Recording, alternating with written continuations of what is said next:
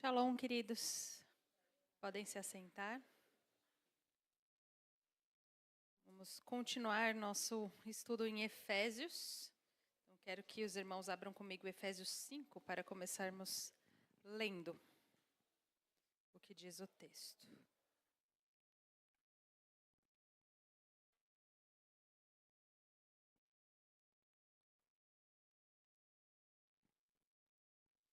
Efésios 5, nós vamos ler ele todinho antes de começarmos a falar sobre ele.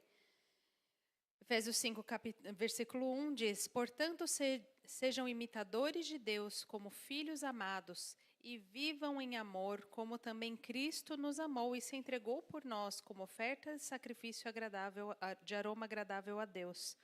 Entre vocês não deve haver nem sequer menção de imoralidade sexual, como também nenhuma espécie de impureza e de cobiça, pois essas coisas não são próprias para os santos. Não haja obscenidade, nem conversas tolas, nem gracejos imorais, que são inconvenientes, mas ao invés disso, ações de graças.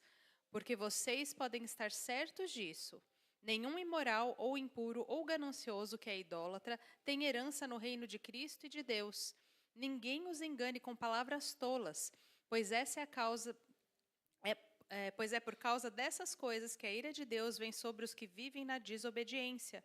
Portanto, não participem com eles dessas coisas, porque outrora vocês eram trevas, mas agora são luz no Senhor.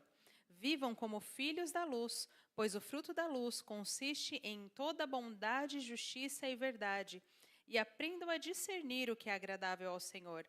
Não participem das obras infrutíferas das trevas, mas antes exponham-nas à luz, porque aquilo que eles fazem em oculto, até mencionar, é vergonhoso.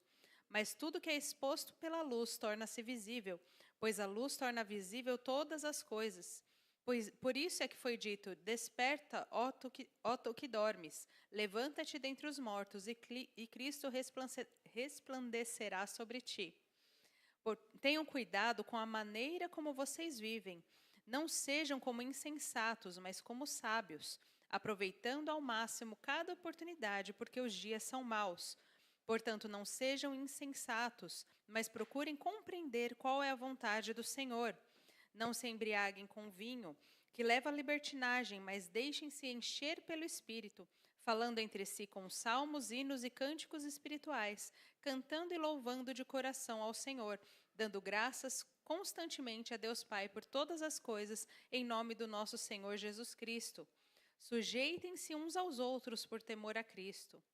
Mulheres, sujeitem-se cada uma a seu marido como ao Senhor, pois o marido é o cabeça da mulher, como também Cristo é o cabeça da igreja, que é seu corpo, do qual ele é o Salvador.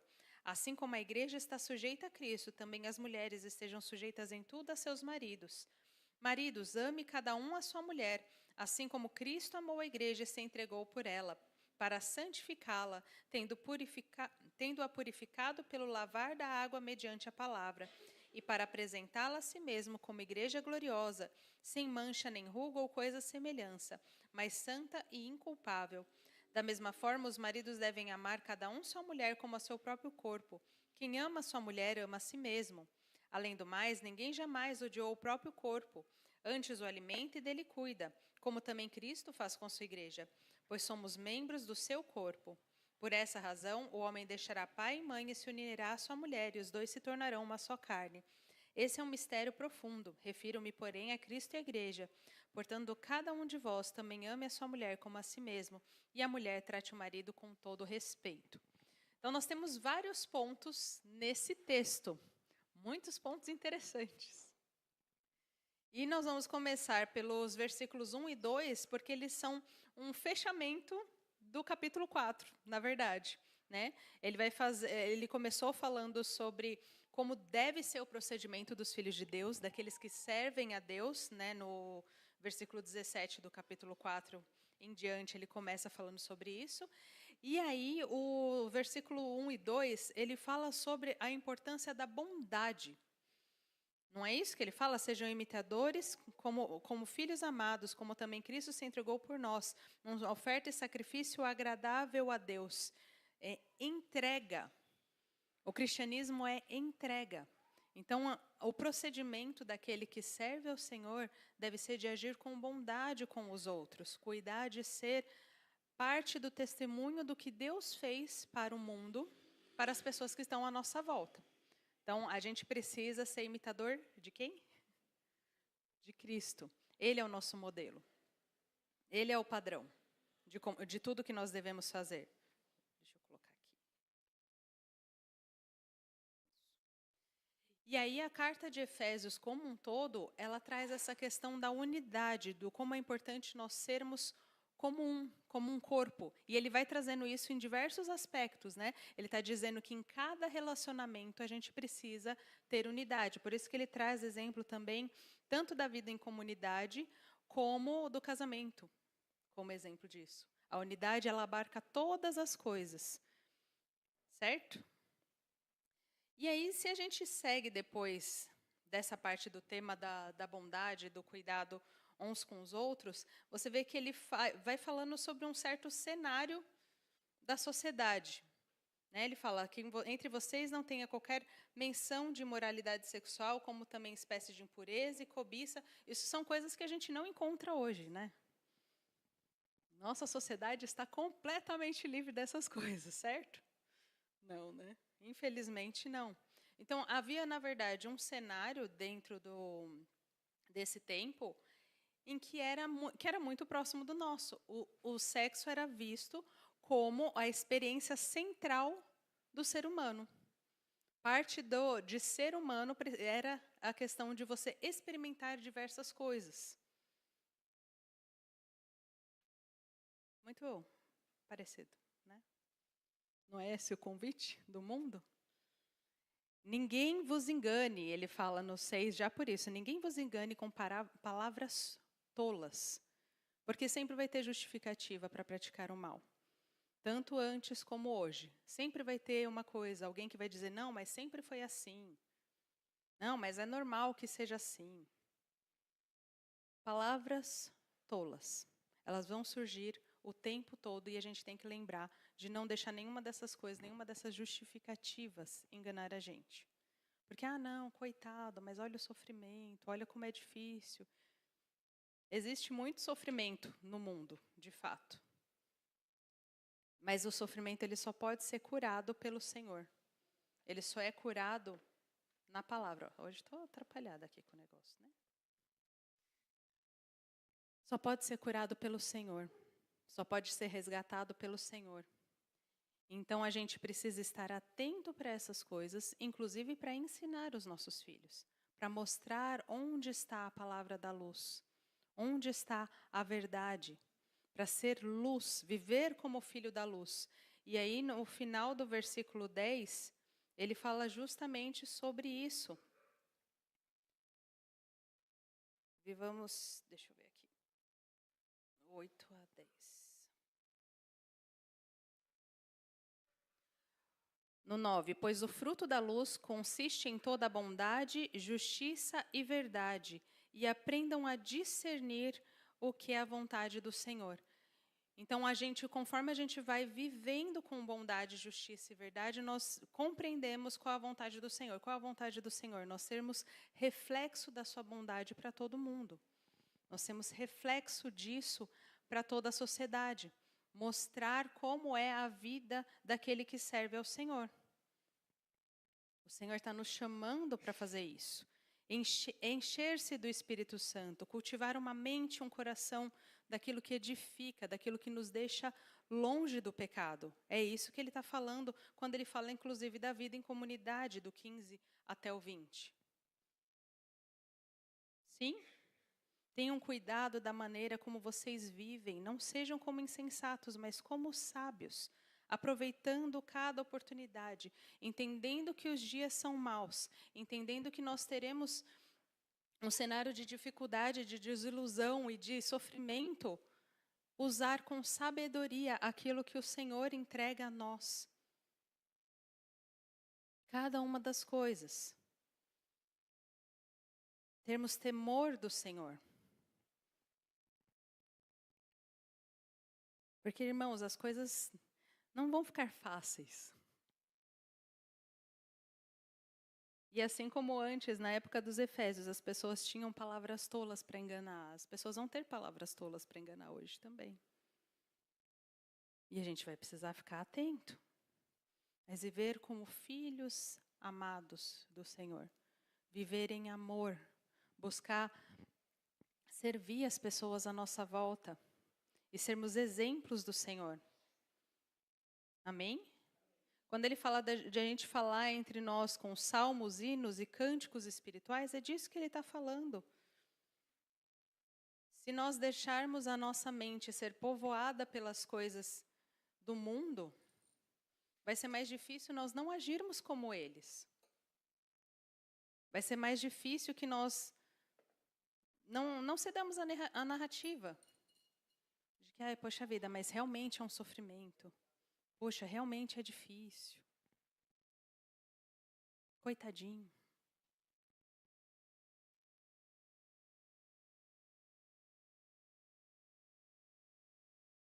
A gente precisa do Senhor.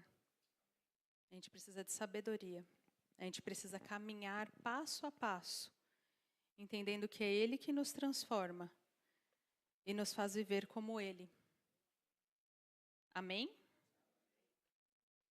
E aí do 21 ao 23, ele começa o 21, o 21 ao 33, ele já começa o 21 dizendo: sujeitem-se uns aos outros por temor a Cristo. Que é quando ele vai começar a falar sobre os relacionamentos de uma forma mais profunda, né? Ele começa falando, todo o texto de Efésios, ele começa falando sobre a unidade do corpo de Cristo e vai aproximando nas relações cada vez mais próximas. Então, todos os nossos relacionamentos, eles ensinam sobre a relação que o Senhor tem com o mundo. É uma relação de resgate, de purificação. Não é isso que ele fala do marido, que purifica a esposa, né? Como Jesus purificou a igreja pela palavra, tem a purificação. Então, a nossa relação com o mundo também, a nossa relação com as pessoas, ela deve trazer essa porta aberta para a santificação, porta aberta para a purificação, que é a vontade de Deus. Que nós caminhemos cada vez mais a ser mais parecidos com Ele, mais profundamente enraizados na palavra, purificados nele, servindo em amor. Amém? E ele diz o motivo que a gente deve se sujeitar uns aos outros, né? Por temor a Cristo. Então, a esposa, ela se submete ao marido. Esposas, é o que está escrito. Não estou falando nada de mim. Está escrito aqui, sujeitem-se cada uma ao seu marido, como ao Senhor. Ela se submete ao marido porque ela ama o Senhor. Porque é um espelho da relação de Cristo com a igreja. E assim como a igreja deve se submeter ao Senhor, a esposa deve se submeter ao marido. Maridos, desculpa porque a instrução para vocês é 3 vezes maior do que a das mulheres, vocês perceberam? O trecho fala só do 22 ao 24, está falando o que a mulher tem que fazer. Do 25 até o 32 está falando do que o homem deve fazer. Vamos ler de novo o que está escrito para os maridos? A partir do 25. Maridos, ame cada um a sua mulher, como Cristo amou a igreja e se entregou por ela, para santificá-la, tendo purificado pelo lavar da água mediante a palavra, e para apresentá-la a si mesmo como igreja gloriosa, sem mancha nem ruga ou coisa semelhante, mas santa e inculpável. Da mesma forma, os maridos devem amar cada um a sua mulher como ao seu próprio corpo. Quem ama a sua mulher ama a si mesmo.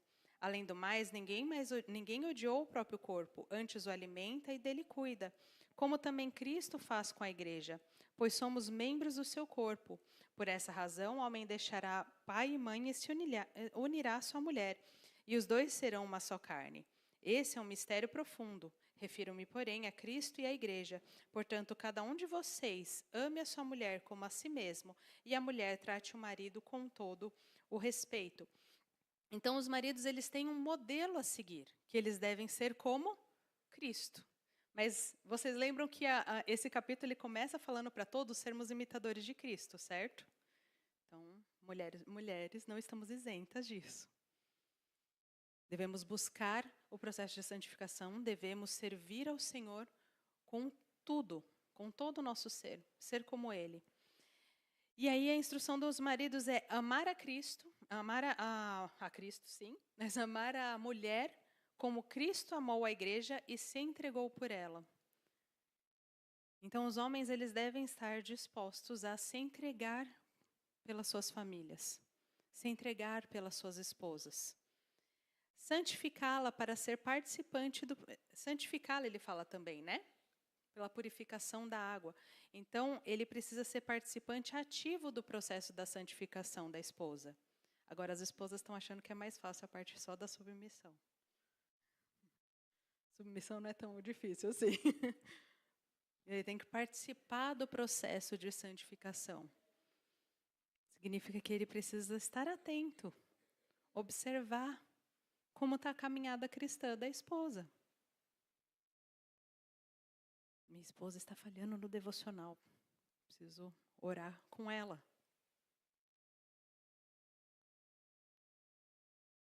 Preciso lavá-la pela palavra. Amém?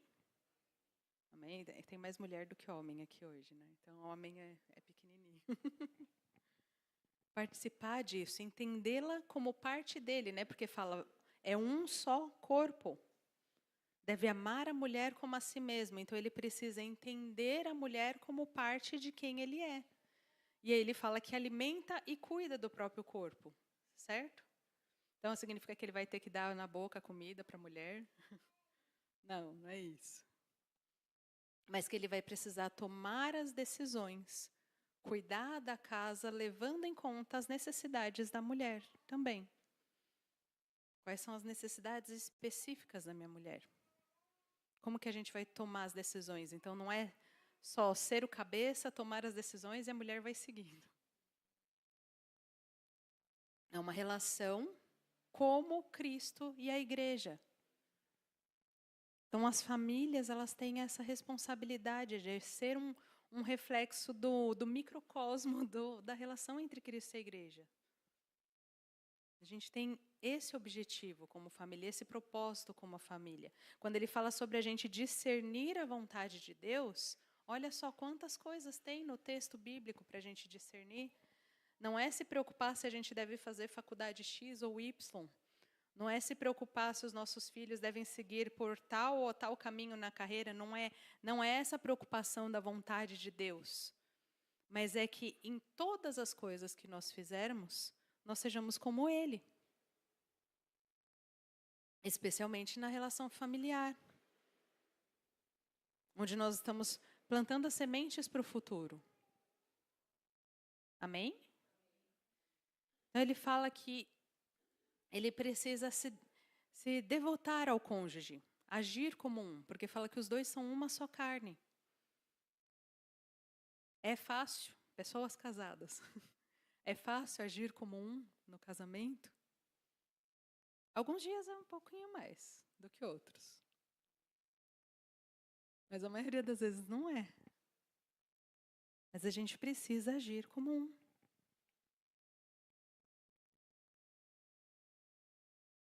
Não, a gente não pode fazer tão exatamente assim como a igreja, né? Que Jesus fala para fazer uma coisa e a igreja faz outra completamente diferente. É para ser o espelho de como deve ser, não como é hoje. Agir como um. Então a gente precisa cuidar para ter a mente de Cristo. Lembrar que o Cristo é a cabeça. Lembrar que o que Ele orienta na sua palavra para cuidarmos de sabedoria, para tratarmos as coisas com seriedade, para buscarmos o processo de santificação, se aplica à família como um todo. Então esse deve ser o nosso objetivo como família, nosso objetivo como casal. E aí fala que o homem deve amar a sua esposa e a esposa deve tratá-lo com todo respeito. Esposas, a gente trata sempre com respeito os nossos maridos? Ou a gente fica meio brava às vezes? Assim? A gente precisa lembrar disso. O alvo dessa carta como um todo é a unidade. E ele fala de como a unidade é importante em todas as esferas, em todos os aspectos. Então, esposas e maridos, famílias, a gente precisa agir em unidade. Cuidar dos nossos filhos com sabedoria, ensiná-los sobre a importância de viver em unidade com o Senhor, para caminharmos juntos no processo de santificação. Então, a nossa bondade, a forma com que a gente decide agir com bondade e sujeição ao próximo, ela também não pode depender das ações do próximo, né? Ah, não, meu marido está me amando como Jesus amou a igreja, então eu vou respeitá-lo. Não é então, né? Não é se o marido tratar a mulher como a esposa, ela deve respeitá-lo. Não. Maridos, amem as suas esposas e esposas tratem seu marido com todo respeito. Não é só se ele for legal.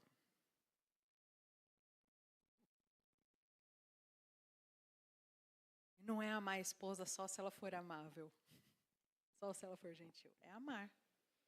Não pode depender do próximo.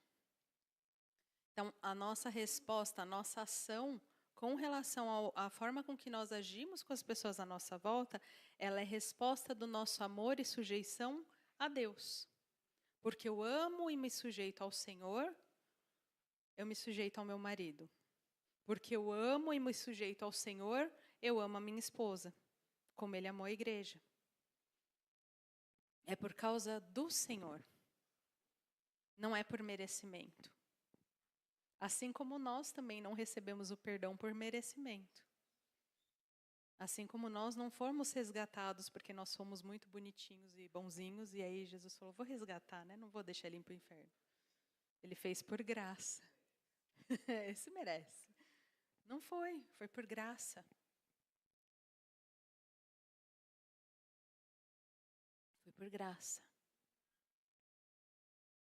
Então, assim como quando a gente busca ao Senhor por um marido, a gente deve buscar alguém que ame ao Senhor, que ame ao Senhor primeiro. A gente precisa continuar amando primeiro ao Senhor. Porque às vezes na busca por um esposo a gente fala, não, tem que ser crente, tem que amar o Senhor primeiro. Mas aí depois disso começa a colocar o casamento primeiro. Ou o marido primeiro. E aí isso vai falhar em algum ponto. Porque a gente tem muitas imperfeições. Então a esposa que é fácil de amar no começo, ela pode não ser tão fácil de amar assim depois de 5 anos. Nem precisa de 5 anos, né? Uns 3 meses depois já dá para perceber que é um pouco irritante. Mas se amar ao Senhor primeiro, você persiste no amor. Você persiste no cuidado. Porque a casa está edificada no Senhor. Amém? Então vamos trabalhar para isso. Trabalhar para que a nossa família seja reflexo mesmo do reino do Senhor. Para que a gente tenha os filhos em sujeição, né? Porque depois ele vai falar no 6, ele vai falar sobre os pais cuidarem dos filhos, os filhos obedecerem aos pais. Então tudo isso depende da família estar firmada no Senhor, amando a Deus primeiro, servindo com responsabilidade. E aí todos aplicados no processo de santificação e de obedecer a Deus. Amém? É isso que fica claro em todo o texto de Efésios. De nós buscarmos viver como filhos da luz. Buscarmos servir ao Senhor com inteireza de coração. E isso se aplica a cada parte dos nossos relacionamentos. E a gente precisa meditar nisso, a gente precisa refletir nisso, né? Eu tenho contribuído para o processo de santificação dos meus filhos, já que tudo tem a ver com sermos como o Senhor, a minha ação, o meu dia a dia, ou eu estou gritando tanto com eles que não dá nem para eles pensarem em santificação. Eu estou brigando tanto em casa que não dá nem para eles pensarem em me ver como reflexo do Senhor.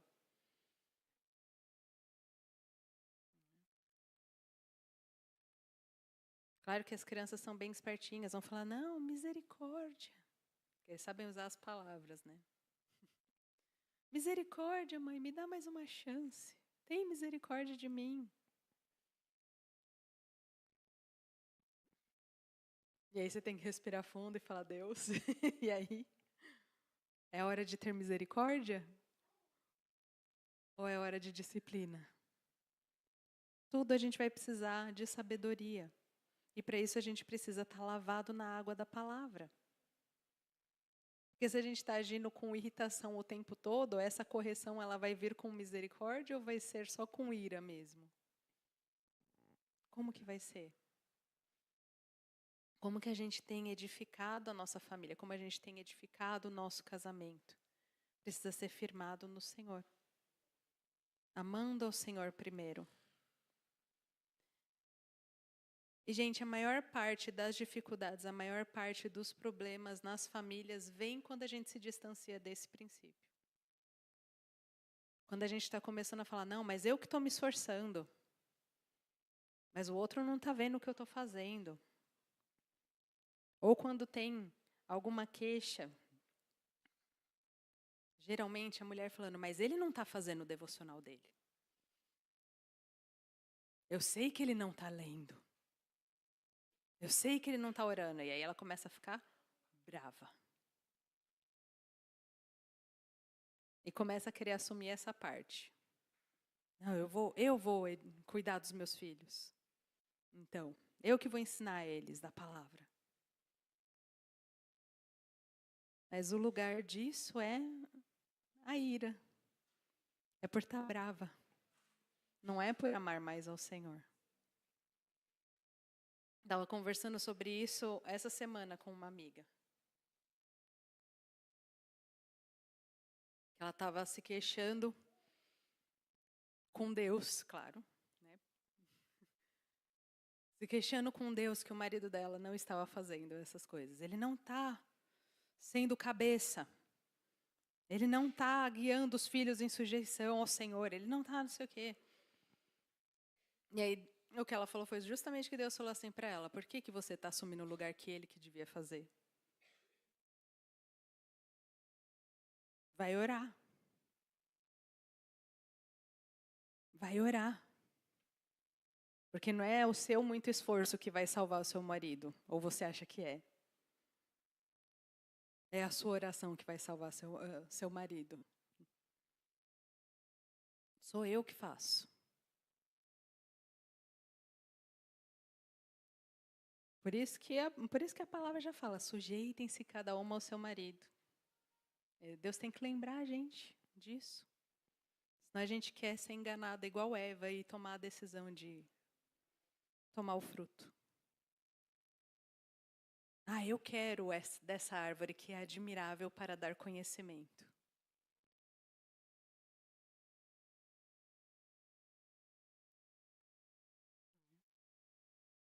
A gente precisa buscar da sabedoria do Senhor. E o Senhor é que vai transformando o nosso marido, os nossos filhos, conforme a gente se sujeita a Ele. Conforme a gente se dedica a amá-lo primeiro. E aí Ele transforma a nossa casa, porque é Ele que faz. Isso se aplica aos nossos filhos também. A gente às vezes fica preocupado. Senhor, o que eu faço? Está respondão, está desobediente. Mas não, nenhum dos filhos de vocês fazem isso, né? Isso acontece só lá em casa. A crise dos 8 anos, né? Marcos está aí na Pri. A crise dos 8 anos, que o negócio fica louco. Parece que a adolescência chegou com força e eles nem são adolescentes. Né? E o Senhor nos lembra que é Ele que salva. É Ele que cuida. A gente precisa continuar plantando as sementes. A gente precisa continuar cultivando a palavra da verdade. Para que eles sejam santificados no Senhor. Passo a passo. E maridos, eu não posso falar pelo lado do marido, isso quem poderia falar é meu marido. Mas busquem ao Senhor. Eu sei que às vezes a gente tem muitas preocupações, seja com o trabalho, ou seja mesmo com as demandas gerais da família. Vocês também ficam preocupados com os filhos e com as finanças. Mas busque ao Senhor. Não é você que vai resolver os problemas da sua família. É o Senhor. é guiado pela sabedoria da palavra. O Senhor é que vai trazer clareza do que fazer. E aí a nossa família vai caminhar em unidade, vai caminhar como um. Amém?